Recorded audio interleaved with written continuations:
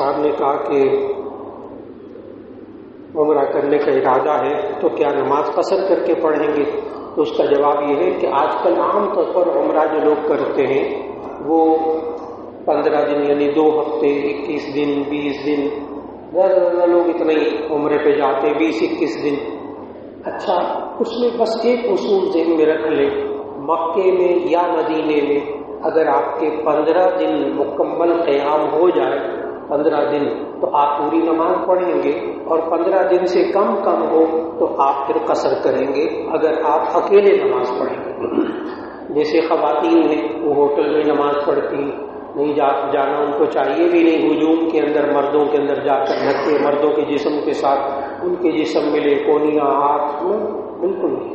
ہاں اس سے محفوظ ہو کر جائے پھر ٹھیک ہے. تو عورتوں کو تو چاہیے کہ وہ مدینہ میں بھی ہوٹل کے اندر نماز پڑھیں اور مکہ میں بھی ہوٹل میں نماز پڑھیں. اگر جانا ہو تو پھر عورتوں کے اندر ہی نماز پڑھیں، مردوں میں گھس کے نماز نہ پڑھیں.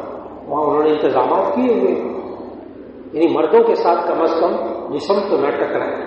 یہ کیا ہوا کہ عورتیں اور مرد جسم ٹکرائے؟ وہ بڑے گناہ کی بات. نظر کی حفاظت نہیں، بے پردہ ہونا بڑی مشکلات ہیں. تو اس لیے عورتیں اگر ہوٹل میں نماز پڑھیں گی تو قصر پڑھیں گی. 15 دن سے کم اگر آپ کا مکہ یا مدینہ میں قیام ہے تو مدینہ شریف میں تو 15 دن سے کم ہی ہوتی.